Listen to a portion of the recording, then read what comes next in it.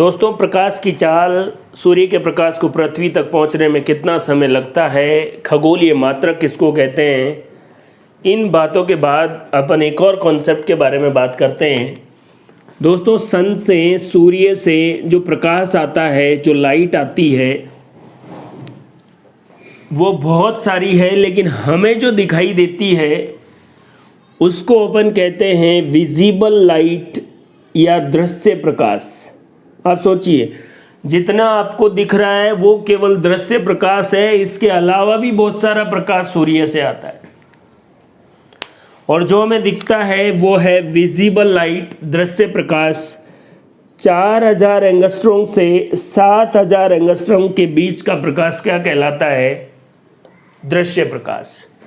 दोस्तों, इसी प्रकाश में पेड़ पौधे और शैवाल, एल्गी अपना प्रकाश संश्लेषण करती है। इसलिए 4000 एंगस्ट्रॉम से 7000 एंगस्ट्रॉम तक की लाइट को पार भी कहते हैं, PAR, फोटोसिंथेटिक एक्टिव रेडिएशन, प्रकाश संश्लेषण सक्रिय विकिरण। प्रकाश संश्लेषण सक्रिय विकिरण किसे कहते हैं? ऐसा प्रकाश जो पादपों और शैवालों के प्रकाश संश्लेषण के लिए योगदान देता है। अगर आपको रेंज पूछे तो 4000 एंगस्ट्रॉम से 7000 एंगस्ट्रॉम।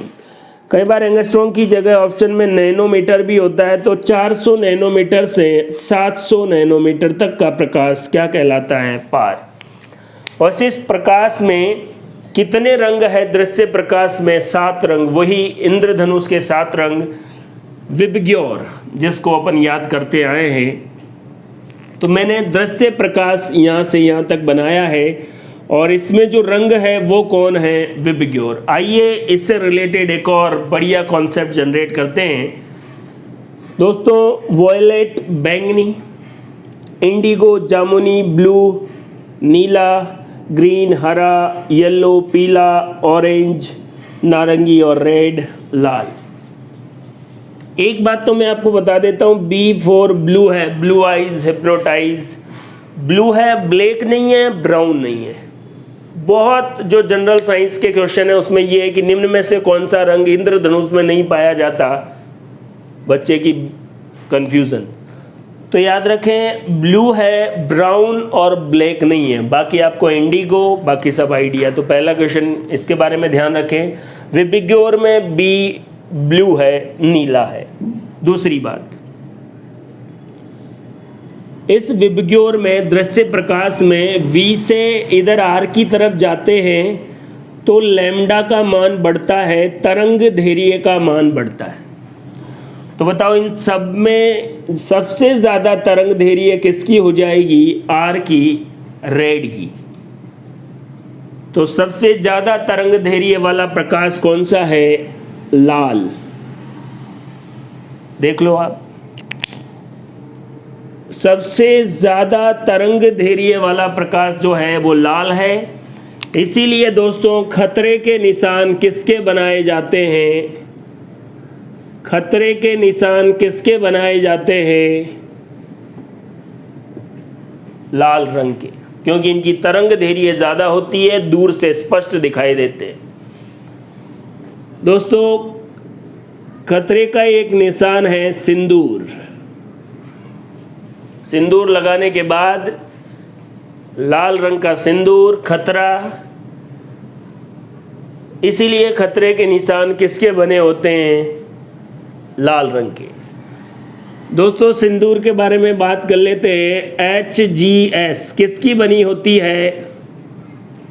HG के बारे में आपको पता ही है, बस आपके रेस्पेक्ट के लिए आपको सर लगाना है। और ये मरकरी का एस्क है, जिसको क्या कहते हैं? सिनेबार। कौन सा बार? सिनेबार अपना पर्सनल बार है, इसलिए नाम है सिनेबार। सिंदूर किसका बना है? HGS। बस आपको सर लगाना है, हेमराज गुर्जर सर। बोलो, इतनी पॉपुलैरिटी है, हर जगह अपनी है HGS। ये देखिए, हाँ, इसमें थोड़ा कलर को लाल रखने के लिए एक और चीज़ मिलाई जाती है, Pb3O4, लेड ऑक्साइड। तो ये देखिए, सिंदूर खतरे का निशान लाल रंग के बने होते हैं क्योंकि इनकी तरंग धैर्य ज़्यादा, दूर से ही पता लग जाएगा कि देख लो भाई। तो ये था तरंग धैर्य वाला कॉन्सेप्ट।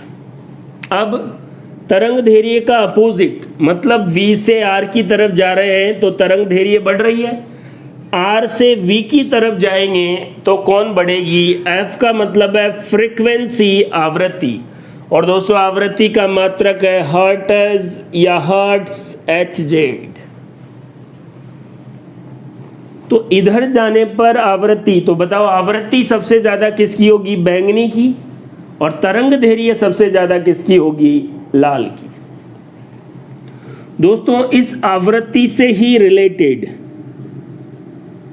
इस आवृत्ति को ही ध्यान में रखकर, फ्रीक्वेंसी को ही ध्यान में रखकर, अगर आवृत्ति जो है वो ज़्यादा है तो जो प्रीफिक्स है, जो उपसर्ग है वो लगाएंगे परा। और ये आवृत्ति कम है तो प्रीफिक्स या उपसर्ग लगाएंगे औ। अंग्रेजी में दोस्तों परा का मतलब है अल्ट्रा और औ का मतलब है इंफ्रा।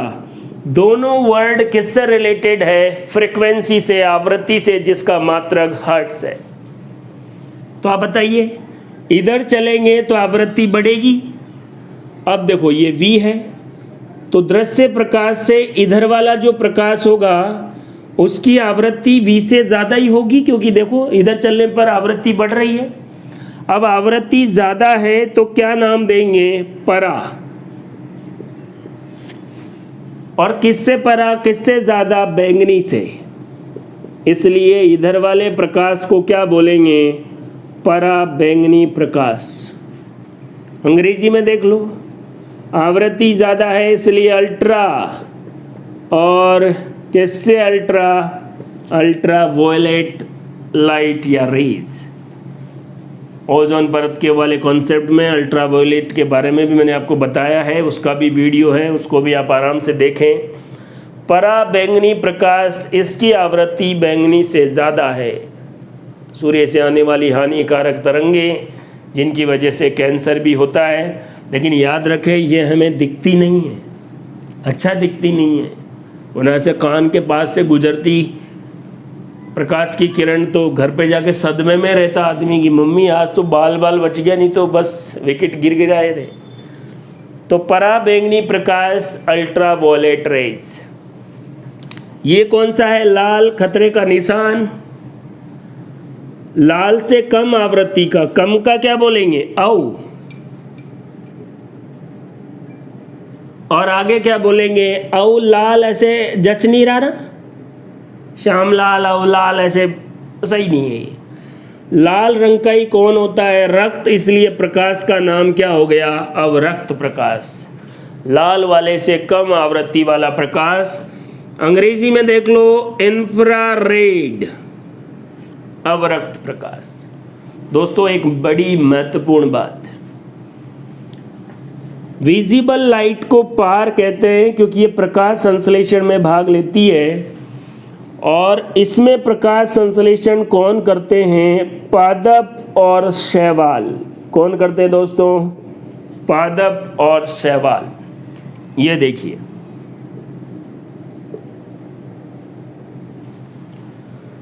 लेकिन बैक्टीरिया या जीवाणु भी प्रकाश संश्लेषण करते हैं। रीड सेकंड लेवल में जीवाणु अलग से टॉपिक है, तो वहाँ पर भी बात करेंगे। इंफ्रारेड या अवरक्त प्रकाश के अंदर प्रकाश संश्लेषण या इस प्रकाश से प्रकाश संश्लेषण जो करते हैं वो कौन है? जीवाणु, बैक्टीरिया। जीवाणु की खोज किसने की? ल्यूवेनहॉक ने। जीवाणु विज्ञान के जनक कौन है? ल्यूवेनहॉक। जीवित कोशिका की खोज किसने की? ल्यूवेनहॉक ने। दोस्तों पुराने वीडियोस ध्यान से देखें, कोई भी एक चीज़ अपन देखेंगे सब सोल्व होने वाला है।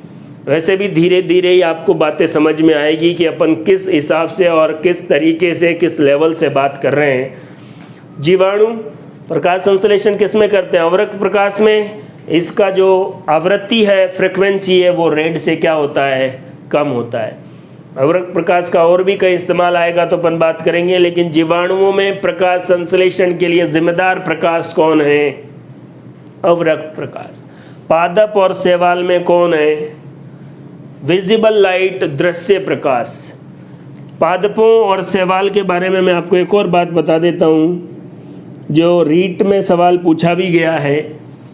देखो, पादप तो है ही, प्रकाश संश्लेषण करते हैं, हमें पेड़ पौधे लगाना चाहिए।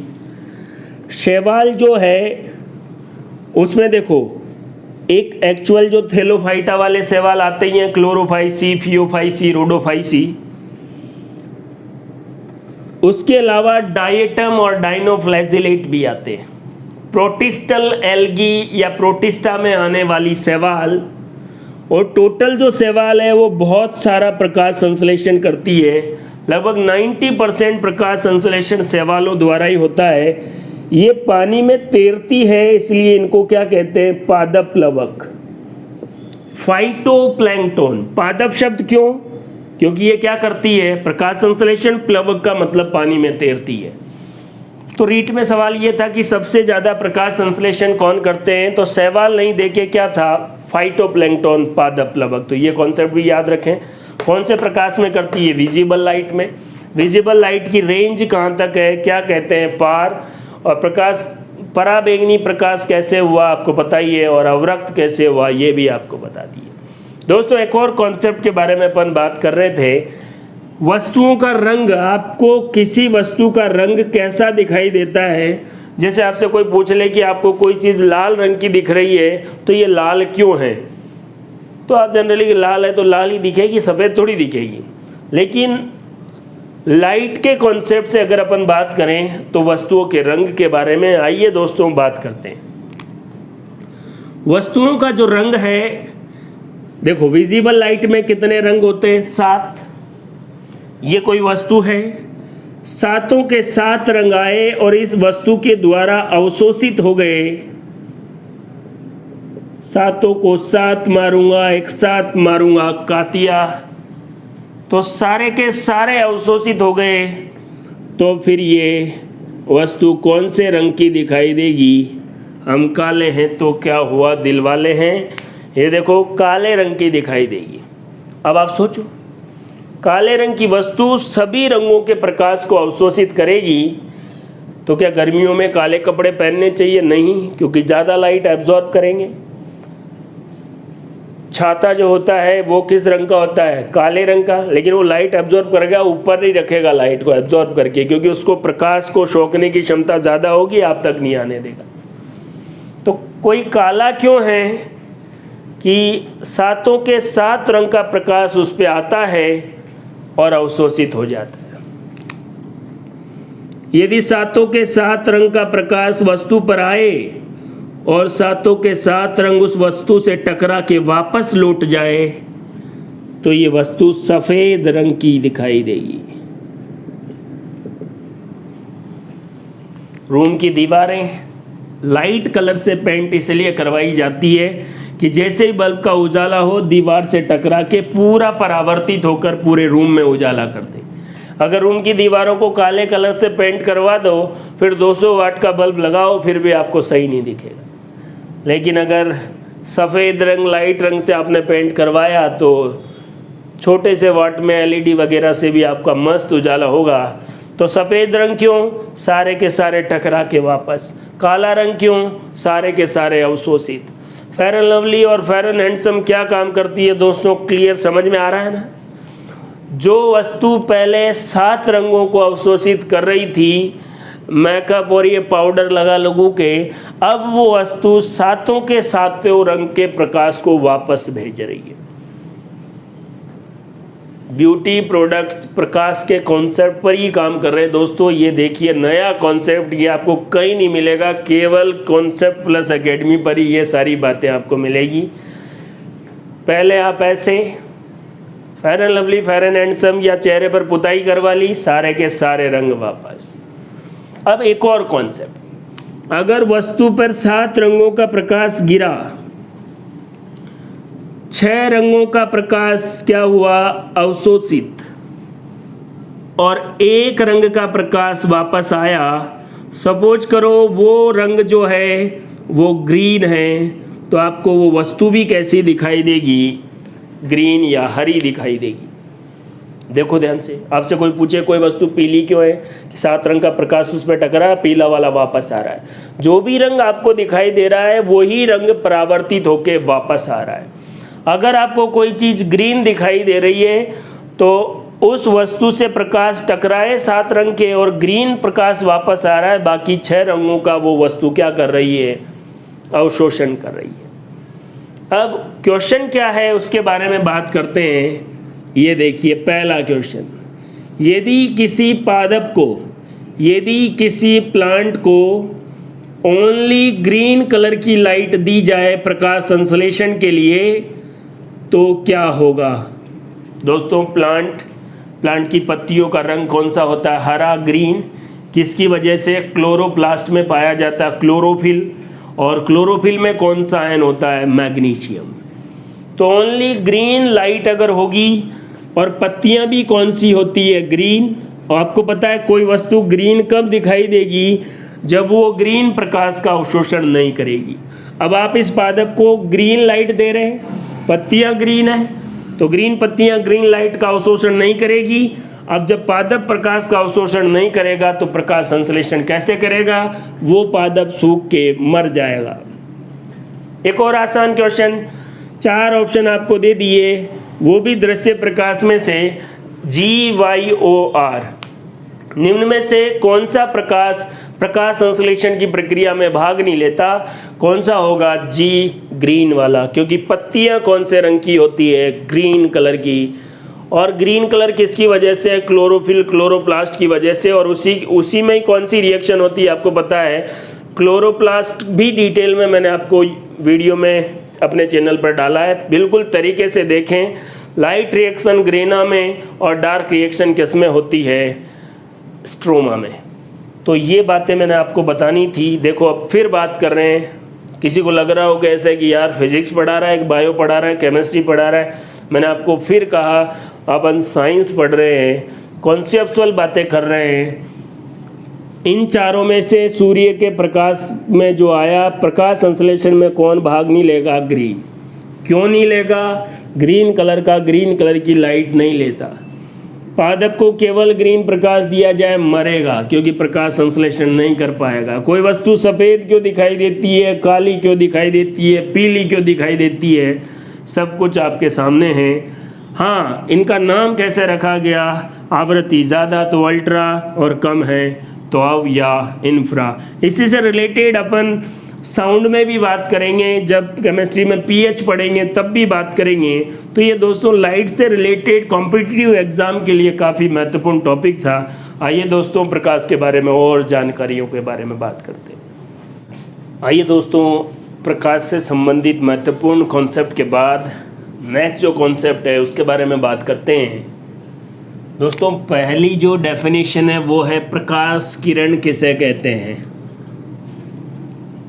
प्रकाश किरण, प्रकाश एक सीधी रेखा में गति करता है, उसे लाइट रे या प्रकाश किरण कहते हैं। और ऐसी बहुत सारी किरणों के समूह को प्रकाश किरण पुंज या बीम ऑफ लाइट कहते हैं।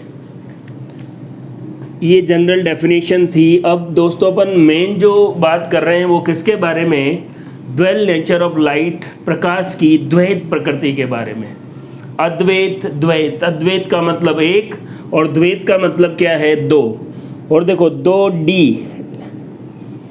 द्वैत प्रकृति किस वैज्ञानिक ने दी, डी ब्रोगली ने। उन्होंने बताया कि प्रकाश की 2 प्रवृत्ति होती है, 2 नेचर होती है, वेव तरंग प्रकृति और पार्टिकल कणीय प्रकृति। मतलब प्रकाश कणीय प्रकृति में या प्रवृत्ति में भी होता है, नेचर में भी होता है, और वेव की फॉर्म में भी होता है। एग्जाम के क्वेश्चन क्या है, परावर्तन, अपवर्तन, व्यतिकरण और विवर्तन। ये चारों जो घटनाएं हैं वो प्रकाश की कौन सी प्रवृत्ति, कौन सी नेचर पर, या प्रकृति भी कह सकते हैं, कौन सी प्रकृति पर, कणीय प्रकृति या तरंगीय प्रकृति, तो तरंगीय प्रकृति। एक बहुत ही महत्वपूर्ण आपने प्रभाव पढ़ा होगा, फोटो इलेक्ट्रिक इफेक्ट, प्रकाश विद्युत प्रभाव। इसमें किसका यूज़ होता है? फोटोन वर्ड का। और ये जो फोटोन है ये पार्टिकल नेचर में है, कणीय प्रकृति में। रमन प्रभाव, जीमान प्रभाव, स्टाक प्रभाव, ये सब प्रकाश की किस प्रवृत्ति को या किस प्रकृति को दर्शाते हैं? पार्टिकल नेचर को। तरंगीय प्रकृति के लिए परावर्तन, अपवर्तन, व्यतिकरण और विवर्तन। ये चारों जो प्रकाश की जो घटनाएं हैं वो किसके ऊपर डिपेंड करेगी? तरंग प्रकृति पर। और प्रकाश विद्युत प्रभाव, रमन प्रभाव, जीमान प्रभाव, ये किसको बताते हैं? प्रकाश की कणीय प्रकृति को। एक और कॉम्पिटिटिव एग्जाम से रिलेटेड जो क्वेश्चन है दोस्तों वो ये है कि प्रकाश जिस तरंग या वेव फॉर्म में होता है वो तरंग है विद्युत चुंबकीय तरंग, इलेक्ट्रोमैग्नेटिक वेव। और दोस्तों इलेक्ट्रोमैग्नेटिक वेव की नेचर क्या होती है? अनुप्रस्थ तरंग होती है, ट्रांसवर्स वेव होती है।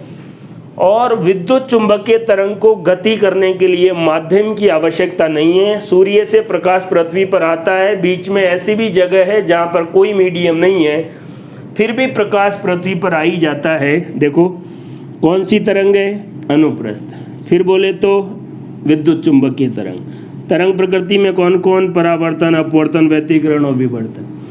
कणीय प्रकृति में कौन? प्रकाश विद्युत प्रभाव, रमन प्रभाव, जीमान प्रभाव, स्टाक प्रभाव। ये सारे प्रभाव प्रकाश की कणीय प्रकृति को दर्शाते हैं। अब कुछ वैज्ञानिकों के बारे में भी बात कर लेते हैं। आप बस इसका ज़रूर ध्यान रखें, तरंग विद्युत चुंबकीय तरंग, उसमें भी अनुप्रस्थ तरंग, और इसको गति करने के लिए माध्यम की कोई आवश्यकता नहीं है भी चलेगा, नहीं भी है तो भी चलेगा। मतलब प्रकाश निर्वात में भी गमन करता है और स्पीड 3 × 10⁸ मीटर पर सेकेंड। न्यूटन ने कौन सा सिद्धांत बताया? कणिका सिद्धांत। इन्होंने बताया कि पदार्थ में छोटी छोटी कणिकाएं होती है। देखो न्यूटन के बारे में तो बच्चे यही सोचते हैं कि इसने गुरुत्वाकर्षण बल के बारे में बताया तो सेव इसके सर पे गिरा, तो सेव के बजाय पेड़ ही गिर जाता तो ज़्यादा बढ़िया था। हर जगह आपको न्यूटन मिलेगा ही मिलेगा। एक और वैज्ञानिक है हाइगेन, इन्होंने बताया तरंग सिद्धांत, लेकिन इन्होंने जो तरंग है उसको कौन सी तरंग बोला? अनुदैर्घ्य तरंग। जबकि मैं आपको बता चुका हूँ प्रकाश कौन सी तरंग है? अनुप्रस्थ तरंग। हाइगेन भाई साहब ने क्या बोल दिया कि अनुदैर्घ्य तरंग है। तो बताओ अनुदैर्घ्य तरंग को गति के लिए किसकी ज़रूरत है? माध्यम की। तो इनसे पूछा गया कि सूर्य का प्रकाश फिर पृथ्वी पर कैसे आता है? बीच में तो वैक्यूम है, निर्वात भी है। इन्होंने ऐसे ही काल्पनिक माध्यम की ईथर होता है, इसकी वजह से फर्जी सिद्धांत है, ठीक है, फिर भी पढ़ रहे हैं और ऐसे पढ़ना पड़ता है। कणीय प्रकृति जो है दो वैज्ञानिकों से रिलेटेड है, आइंस्टाइन और प्लांक। आइंस्टाइन ने प्रकाश विद्युत प्रभाव में उस कण को फोटोन कहा, प्लांक इसी को क्वांटा कहता था। प्लांक की एक इक्वेशन भी है, E = h/ν। E energy, h Planck constant और न्यू जो है वो आवृत्ति है, फ्रीक्वेंसी है, और फ्रीक्वेंसी का मात्रक फिर से बता रहा हूँ दोस्तों, हर्ट्ज। दोस्तों अभी बोर्ड पर जो अपन ने बात की है, कंपटीशन एग्जाम के लिए अपने को क्या याद रखना है? Dual nature. ये सारी वेव नेचर और जितने भी प्रभाव है पार्टिकल नेचर। प्रकाश कौन सी तरंग है? अनुप्रस्थ, ट्रांसवर्स, इलेक्ट्रोमैग्नेटिक वेव्स, और इन वेव को ट्रेवल करने के लिए मीडियम की ज़रूरत नहीं है। ये बात आपको ध्यान में रखनी है। प्रकाश सीधी रेखा में गति करता है, उसको प्रकाश किरण, और ऐसी बहुत सारी किरणें मिलके बीम ऑफ लाइट बनाती है। ये कुछ इंपॉर्टेंट वेव, पार्टिकल या ड्यूअल नेचर से संबंधित कॉन्सेप्ट थे। आइए दोस्तों और कॉन्सेप्ट्स के बारे में बात करते हैं।